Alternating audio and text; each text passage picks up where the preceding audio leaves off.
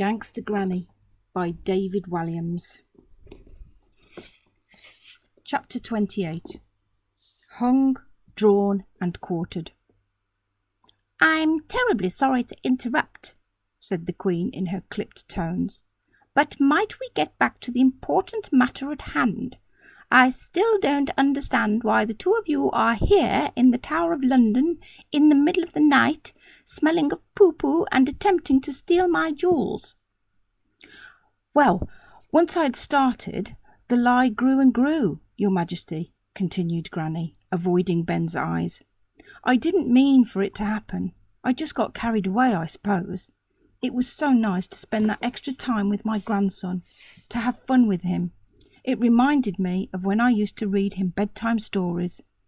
That was in the days when he didn't find me boring." Ben fidgeted. He was starting to feel guilty too. Granny had lied to him, and that was horrible, but she'd only done it because she was upset that he thought she was dull.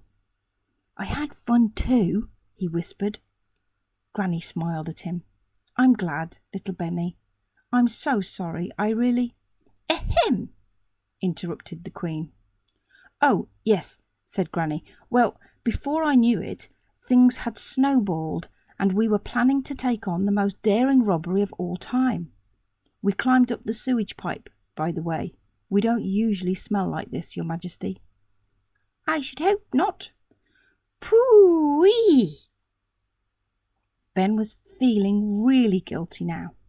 Even if Granny had never been an international jewel thief, she certainly wasn't boring.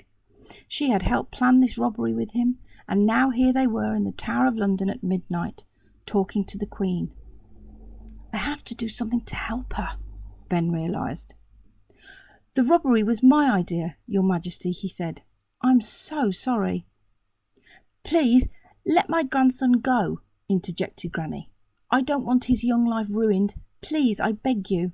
We were going to return the crown jewels tomorrow night, I promise." "A likely story," murmured the Queen. "It's true," exclaimed Ben.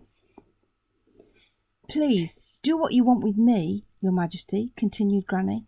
"Have me locked up here in the tower forever if you like, but I beg you, let the boy go." The Queen looked lost in thought. "I really don't know what to do," said the Queen eventually. "I am touched by your story. As you know, I too am a grandmother, and my grandchildren find me dull sometimes." "Really?" asked Ben. "But you are the Queen." "I know," the Queen chuckled. Ben was stunned. He had never seen the Queen laugh before. She was usually so serious and never cracked a smile when giving her speech on TV at Christmas, or opening Parliament, or even watching comedians at the Royal Variety Show.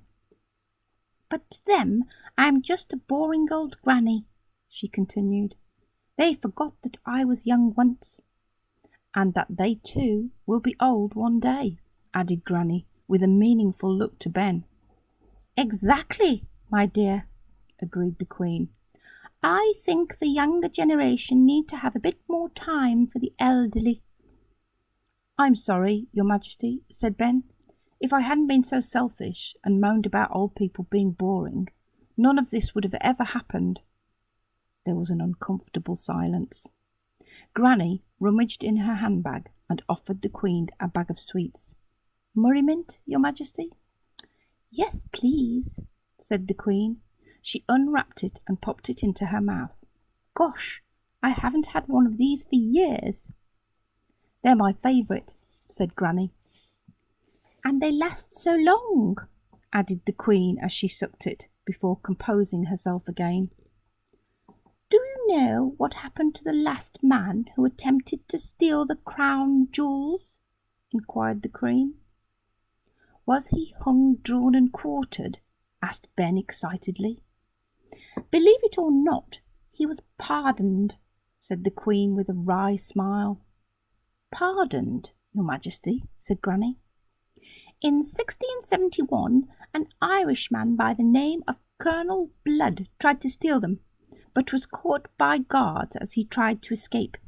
He hid this very crown I am wearing now under his cloak, and dropped it on the ground just outside. King Charles II was so amused by Colonel Blood's daring attempt that he set him free." "I must Google him," said Ben. "I don't know what Googling is," said Granny. "Nor me," chuckled the Queen. "So in royal tradition, that's what I'm going to do. Pardon you both." "Oh, thank you, Your Majesty," said Granny, kissing her hand. Ben fell to his knees. "Thank you. Thank you so much, Your Majesty." Yes, don't grovel," said the Queen haughtily. "I cannot abide grovelling. I have met far too many grovellers during my reign." "I'm so sorry, Your Majestical Royal Majesty," said Granny. "That's exactly what I mean. You're grovelling now," replied the Queen. Ben and Granny looked at each other in fear. It was hard not to speak to Her Majesty without grovelling at least a little bit. "Now, jolly along quickly, please," said the Queen, "before this whole place is overrun with guards. And don't forget to watch me on the telly on Christmas Day." Tomorrow I'll read chapter 29.